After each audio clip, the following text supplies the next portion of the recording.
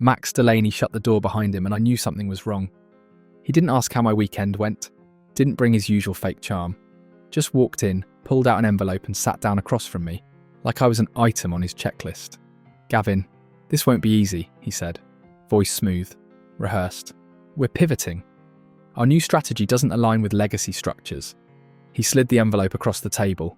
Severance package most likely. No logo, no explanation. On the front, just my name. Neat black ink. Effective today, your role has been dissolved. 9 years, 43% of the company's recurring revenue. National client base I built from the ground up. Dissolved just like that. "It's not about performance," he added. "We're just looking for sharper, younger energy." I didn't answer. I just stared at the envelope, listening to my heartbeat drum in my ears. He stood and offered a nod that wasn't quite an apology, then left without another word. No handshake. No thank you. Just gone. I didn't move right away. The conference room smelled like lemon cleaner and fresh betrayal. I watched the door close and felt the kind of silence that fills a room when the air gets sucked out of it. I picked up the envelope and walked out. Not fast, not slow, just steady. Jess at the front desk smiled at me like it was any other Monday. "Heading out early, Mr. Reed." "Yeah?" Something like that. The elevator opened. I stepped inside alone. I caught my reflection in the metal doors, same suit I wore when I closed the Henderson deal. Tie slightly off, jaw clenched too tight. 43 years old, standing in an elevator holding a box like it was a funeral urn. I walked through the lobby without looking back. Outside, the sunlight didn't feel warm. I could hear birds, cars, someone laughing on the sidewalk. It all sounded fake. My car was parked on level 2. I sat behind the wheel and stared through the windshield for a long time. I wasn't surprised. Not really. There had been signs, meetings. I wasn't invited to, interns shadowing me without introduction, clients asking strange questions about future leadership. But I'd convinced myself it was nothing, that I was untouchable. Turns out no one is. They didn't fire me because I failed. They fired me because I couldn't be controlled, because the clients knew me, not the brand, because someone like Max couldn't stomach being in a room where I carried more weight without needing the title. I opened the envelope.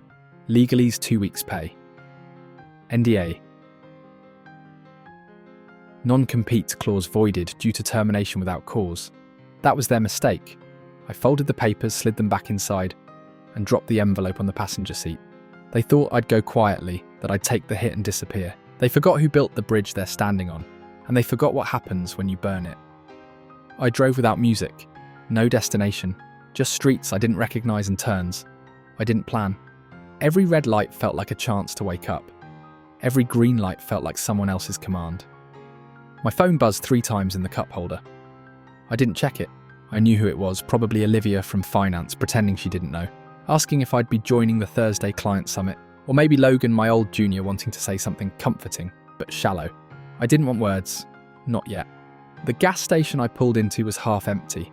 I sat there, engine running, windows up. My palms rested on the steering wheel, like I was waiting for someone to grab them and steer me forward. I wasn't angry, I wasn't sad either.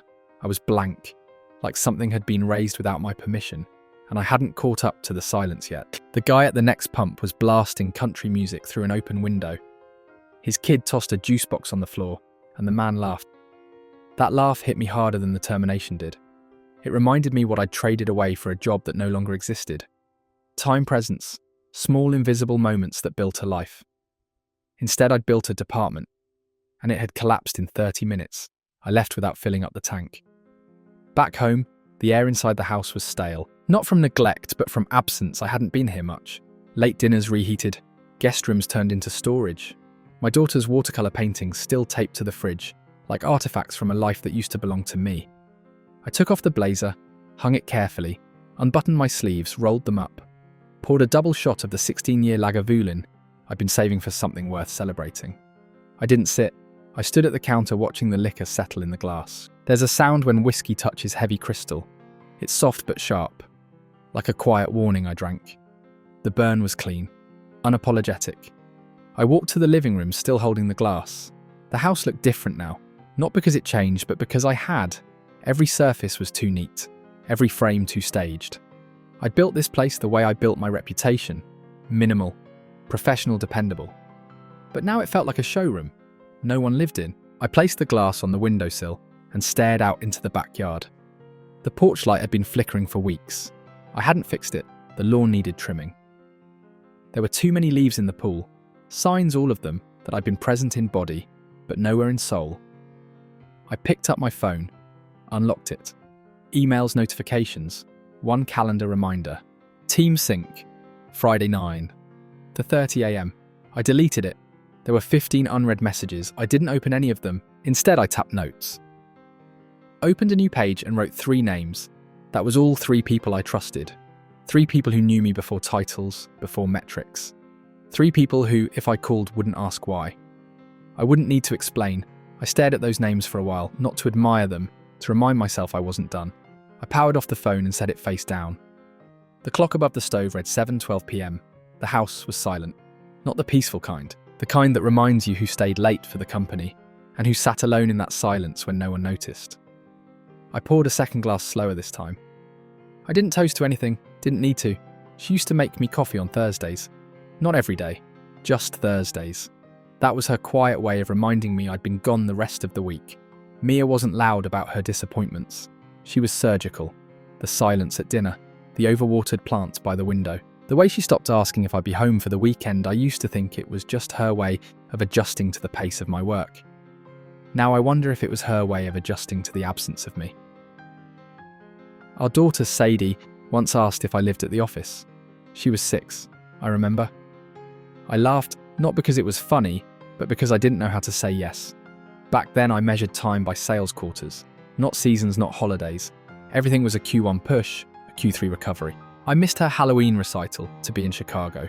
Missed our anniversary to fly out for a West Coast pitch. Missed her first school dance because I was waiting on a client call that never came. I told myself it was worth it. That all the missed bedtimes, the early flights, the late nights, they were investments, sacrifices for a better future. What no one tells you is that the future doesn't always pay you back. I remembered the early years when I still felt like a husband, when we'd run out to that tiny taco truck on 7th at midnight just because we could. When we lived in that cramped apartment and she'd lie across the floor reading magazine articles out loud just to make me laugh. When my phone didn't buzz every 8 minutes and I didn't treat time with her like a favour. I was giving out in between meetings. There was a morning 2 years ago when she left a note next to my travel bag. Simple, folded in half. No envelope. It read, "I'm not asking for everything, Gavin, just the pieces you haven't already given away."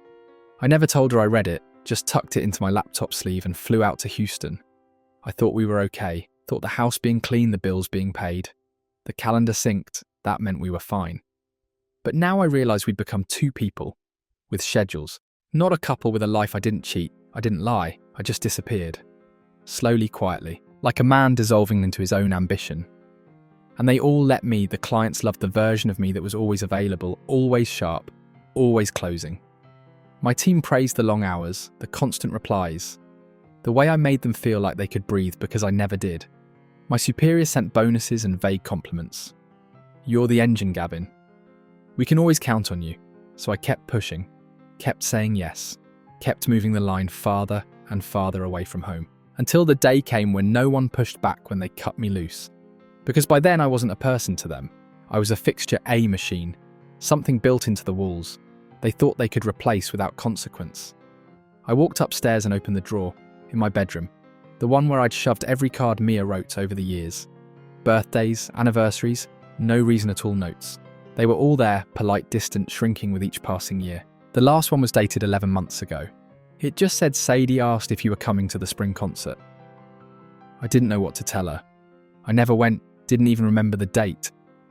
And now I had all the time in the world, and no one left who was asking for it. That's the part they don't see. When they strip you of a title, they don't realise you've already spent everything that mattered, long before they pulled the trigger. I thought I'd been working to build a legacy. Turns out I was just quietly burning bridges with the people who once believed I'd come home. It started with the parking spot. Mine was reassigned. No warning, no explanation. Just a printed label taped over the sign that had my name for 6 years. When I asked facilities, they shrugged and said the list came from above. Small thing, right? But in places like Axion, small things echo louder than you'd think. The following week, my access to the analytics dashboard was revoked. IT claimed it was a system-wide update, but when I asked Jordan from product if his login still worked, he nodded without looking up from his screen. That was the first moment I felt it, the shift, like I was being moved out without being told to leave. Then came the meeting invites, fewer and fewer. Of them hit my calendar. One-on-ones I used to lead were handed off to someone else without a word. My calendar began to look empty, and it wasn't because things were slowing down. They were just rerouting around me. The company newsletter featured 3 project highlights from my division. Not a single one mentioned my name, not even in the footnotes. But Max's photo was everywhere, smiling, arms crossed, always standing like he was already leading the future. I didn't confront him. I watched closely. He'd stop by my desk with a practiced grin, ask vague questions like, "How are things trending on your side?" or "Any legacy clients showing soft behaviour?" Legacy, that word again. As if the relationships I'd built were fossils waiting to be archived. The intern Amanda started showing up in more of my Zooms. At first I thought she was shadowing for exposure, until one day she spoke over me to answer a question. I hadn't even finished. The client didn't flinch. They'd clearly been briefed. My project files were moved to a shared drive. I never requested the transfer. My performance review was delayed, twice. One Friday I walked into the kitchen and saw Max speaking with the CFO in hushed tones. As soon as they saw me, they stopped. Smiled Max offered me a protein bar. "You've been burning it at both ends." "Huh?" he said. I took it. Not out of politeness. I wanted to remember the moment. It felt like something I'd replay later. The kind of scene you don't realise matters until the whole picture starts to crack. HR scheduled a routine alignment session. I'd never been asked for one before. The questions were vague and personal, more about how I viewed team-wide adaptability and succession readiness. It didn't feel like a check-in. It felt like an audit. One night I stayed late, pretending to work. Everyone else had gone. I walked past the conference room and spotted Max's deck on the screen. Big font, bold colours. Title slide. Revenue, reallocation. Post Gavin. Forecast. No one knew I saw it. I didn't mention it, not even to Mia. I kept it where it belonged, next to the parking spot.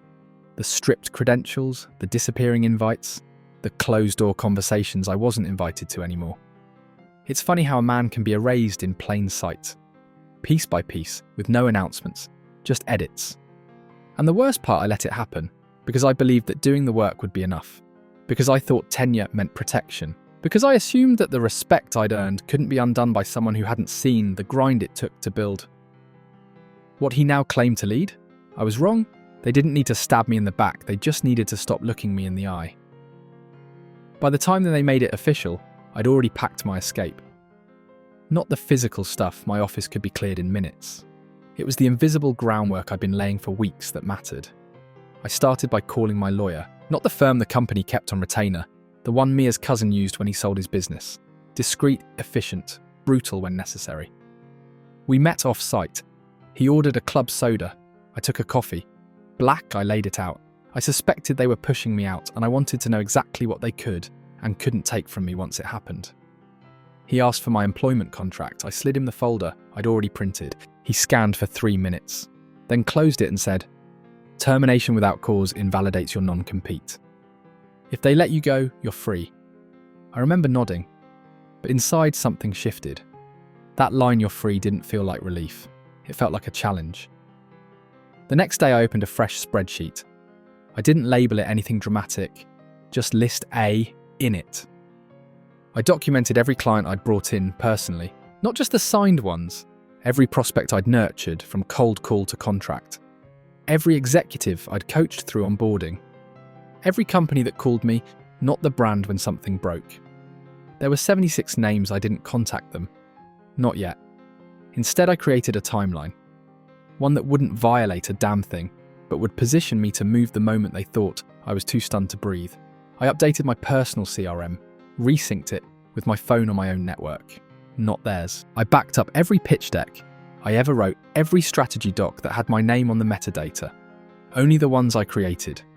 Nothing proprietary, but enough to remind people what I'd built when the time came. The following week, I scheduled a dentist appointment during business hours. Left early, no one asked where I went. They'd already stopped watching. I used the extra time to open a new LLC, Different name, no obvious ties to me. I wasn't planning to launch anything yet, but I wanted a shell, something ready to receive if opportunity came knocking. It wasn't paranoia, it was insurance. I'd seen too many smart guys blindsided and left scrambling. I wasn't going to be one of them. If they thought I'd stumble out into the cold and beg to come back, they had no idea who they were dealing with. At home, I moved my files from the office closet to a locked case in the garage. I started writing everything down by hand again. Client notes, observations, reminders. Nothing digital that could be accessed or wiped remotely. I changed my personal email passwords, switched to encrypted messaging. With the 3 people in the company, I still trusted. Not to gossip, just in case I needed a warning. Then I sat down and made a list. Not of names this time, but rules. Rule 1, don't react emotionally. Rule 2, let them feel safe. Rule 3, don't move first. Let them draw the line, then cross it without noise. There's a power in quiet preparation, in being underestimated. I didn't tell Mia. I didn't want her to worry. I just started coming home earlier, eating dinner without my phone kissing her forehead, like I used to.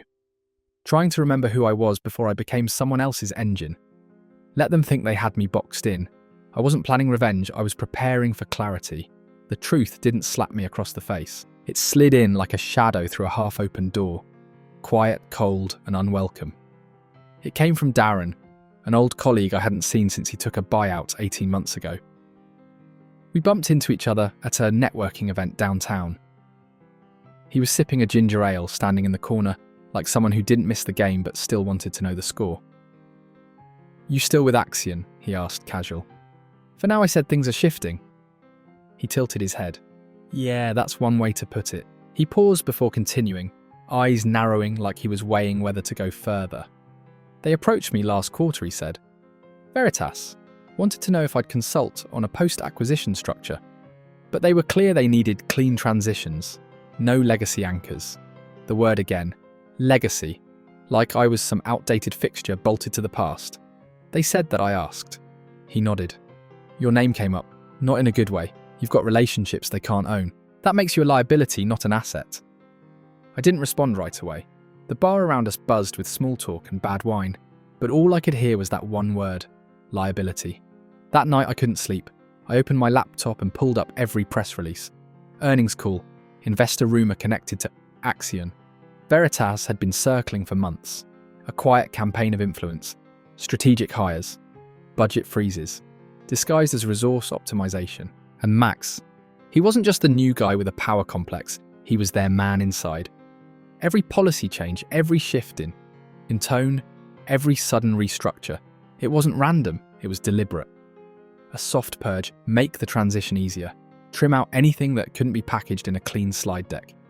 I remembered the succession planning survey HR sent me weeks ago. At the time, I thought it was corporate filler. Now it read like a checklist to replace me. My access had been limited not because of security protocols, but to isolate me from the systems they needed to hand off. They'd slowly disconnected me from the company without ever having to confront me directly, and I let it happen. The worst part wasn't the betrayal. It was how surgical it had been. They hadn't fired me with a pink slip. They'd starved me of purpose, starved me of relevance. Until the man who once brought in the company's biggest clients could vanish without triggering alarm, I thought back to the deck I saw projected late one evening. Revenue reallocation, post-Gavin forecast. They weren't forecasting around me. They were erasing me in real time. I sat in the kitchen, lights off, hands wrapped around a mug I never drank from. The steam had vanished, so had the illusion. I was never part of their future. They'd let me build the house, then boarded up my name when the buyers came knocking. And now I knew everything I needed to know. They didn't plan on me surviving the transition, but they also didn't expect I'd find out before they pulled the final lever. I wasn't going to fight their plan. I was going to ruin its timing. I didn't rush. That's the first rule of leverage. Don't use it too soon. Let them believe they've won. Let them get comfortable. I waited 3 days. Then I dialed Ethan Gable. Ethan wasn't just a client. He was the kind of executive who didn't make decisions based on sentiment. We'd sat across from each other for 7 years, closed 12 contracts, survived a merger and a market downturn. If anyone would see through smoke and mirrors, it was him. He picked up after 2 rings. "Gavin wasn't expecting your number. I figured it was better if you heard it from me." Silence. "I'm no longer part of Axion," I said. It was a strategic decision on their end. He didn't ask why. Didn't need to. The man's instincts were razor sharp. "Who's taking over the account?" he finally said. "Max Delaney's team." Another pause, shorter, colder. I see I didn't say more. Just thanked him for his time. We hung up. I made 2 more calls that day. Same tone, same words, same deliberate calm. No pitches, no bitterness, just facts. They didn't owe me loyalty. I wasn't asking for a rescue mission. I was showing them the exit I'd taken, so they could decide if they still liked the direction they were headed. The next morning, Max called. No voicemail. Just a missed call. With a text. "Can we talk?" I didn't answer. A few hours later, I received an email from legal flagged as urgent. It was filled with vague language about client interference and reputational concerns.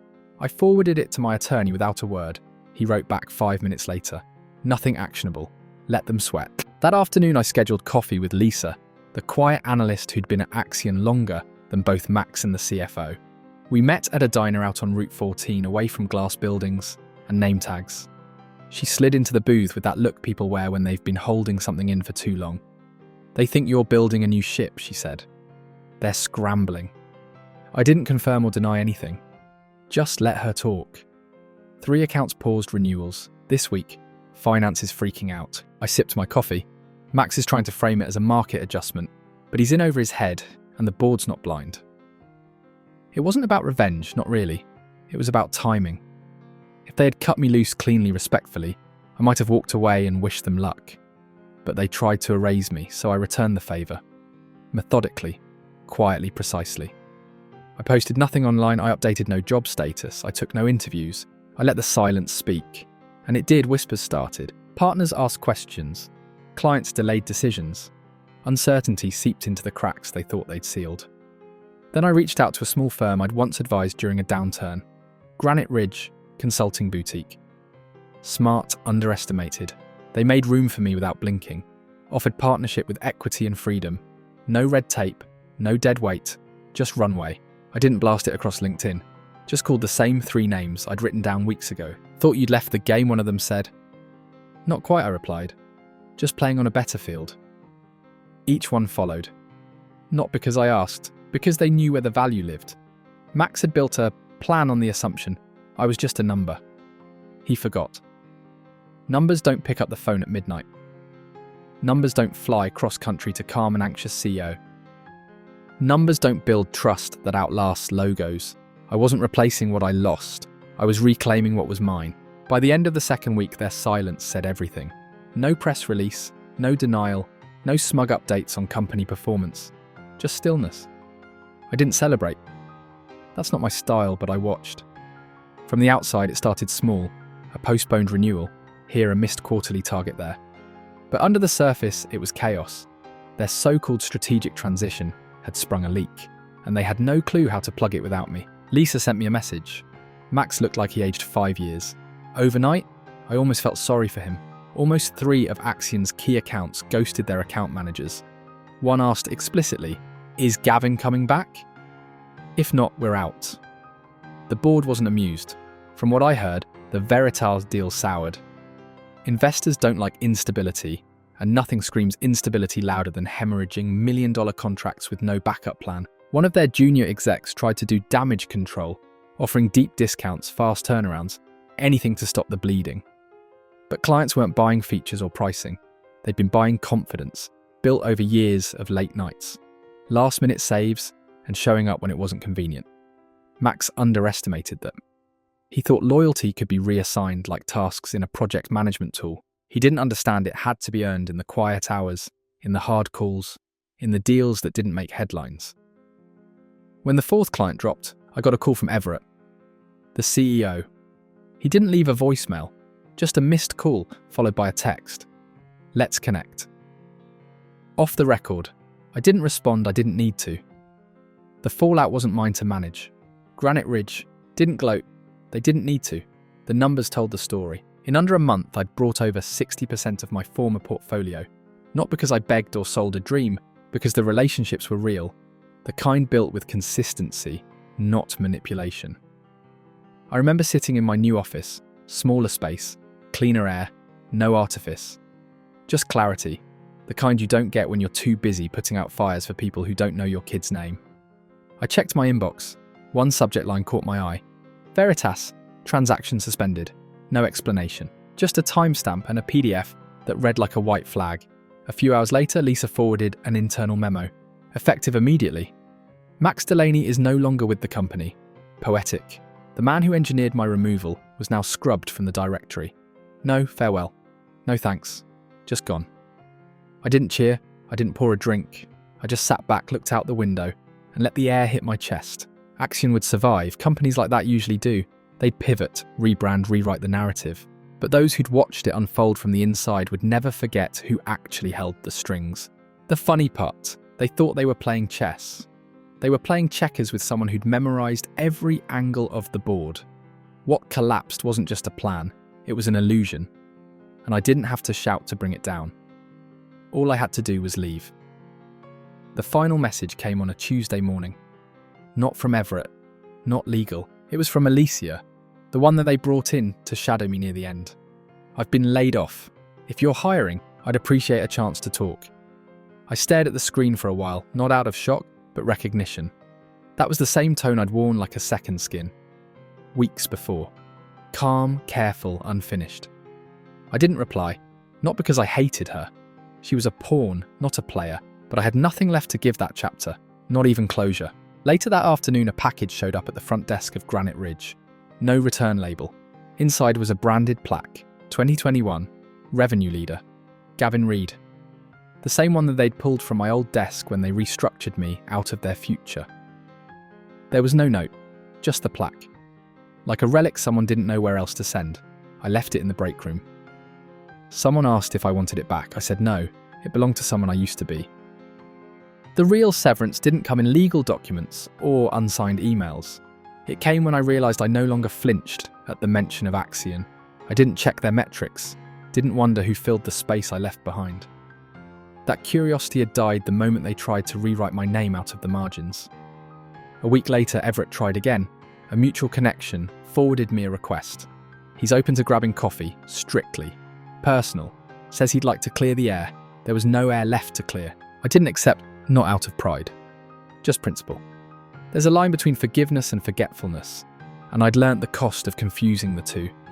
For years I'd convinced myself that stability was worth compromise, that if I kept showing up, kept delivering, kept saying yes, people would see the value. But they don't reward reliability. They mine it, then replace it when it's convenient. I used to believe legacy was built through loyalty. Turns out it's built through ownership, not of titles or perks, but of decisions of direction of your own damn story. And I wasn't going to let someone else finish writing mine. Mia asked me that night while we were cleaning up after dinner, "Do you feel better?" Now I thought about it. About the nights I'd spent in airport terminals, instead of beside her. About the birthdays. Missed the thankless grind, the quiet sacrifices I made for people who couldn't be bothered to remember the name of my daughter. "No," I said, "but I feel done." She nodded. Said nothing else, just poured us both a glass of wine and sat next to me on the back porch. Sometimes healing isn't a grand moment. It's a breath that doesn't ache. I checked my phone once before bed, cleared the last lingering contacts from my favourites, scrolled to the Axion folder in my inbox, selected all. Deleted, not archived, gone. Not every ending needs a ceremony. Some just need a decision. I wake up earlier now, not because I have to, but because I want to. There's something honest about mornings, the way the light creeps across the floor. The quiet hum of a house not yet stirred. For the first time in years. I don't begin the day buried in notifications or back-to-back meetings. I drink my coffee hot. I read the paper, not headlines. No one's chasing me for numbers anymore. At Granite Ridge, things move with purpose, not panic. We don't measure success by volume, but by impact. I handpick the accounts I manage. Fewer clients, deeper partnerships. Real conversations, not just deliverables and deadlines. I work with people who ask how my daughter's doing before we dive into projections. And when Sadie had her art show last week, I was there the whole time framing her canvases, helping her pick a playlist, watching her light up when someone complimented her use of colour. She introduced me to her classmates as my dad. He actually comes to stuff now. I didn't have a comeback, just smiled and took the moment for what it was. A second chance. Mia and I talk more, not always about heavy things. Sometimes it's just about what to make for dinner, or whether the back patio needs a new coat of stain. But it's real. Present unrushed. She told me recently, "You're here now. That's what matters." I believed her. Rebuilding didn't mean climbing to the same heights. It meant laying new ground, sturdier, quieter, more mine. I don't wear suits most days. The dress code here is optional. I keep it simple: dark jeans, clean button down. Sleeves rolled. My office has one photo on the wall. Sadie's first painting. It's chaotic and bright and makes no sense, which is exactly why I love it. A few months ago, I got an email from a journalist covering corporate shake-ups. He'd heard rumblings about my exit and wanted a quote. I declined. There's power in not explaining. I don't need the world to know what happened behind closed doors. The ones who matter already do. The rest, let them believe whatever version makes them sleep easier. Revenge isn't always loud. Sometimes it's just absence. Sometimes it's the echo of your name in places they thought you'd disappear from. Sometimes it's nothing at all, and that's what haunts them. I still get messages. Former co-workers reaching out curious about what it's like on the other side. Some want advice, some want in. I answer when I can. I don't keep score. I just pay attention. I've learnt that silence is a language too. You don't always need to burn bridges. Sometimes you just stop walking across them. The past didn't define me, but it taught me where not to return. These days I walk slower. I listen more. I say no when something feels off. I say yes, only when I mean it. I'm not the man I was at Axion. I'm better, not bitter, just better. And if you've ever been cut out, overlooked, or told you were too much or not enough, ask yourself, do you really want to fight your way back into a room that already decided you didn't belong? Or is it time to build something they can't access? Something they'll hear about from a distance and realise too late. They never understood. Because sometimes the best response isn't shouting, it's thriving quietly, completely, unapologetically. What would you do if you were finally free but no one was watching anymore? Would you make noise or peace?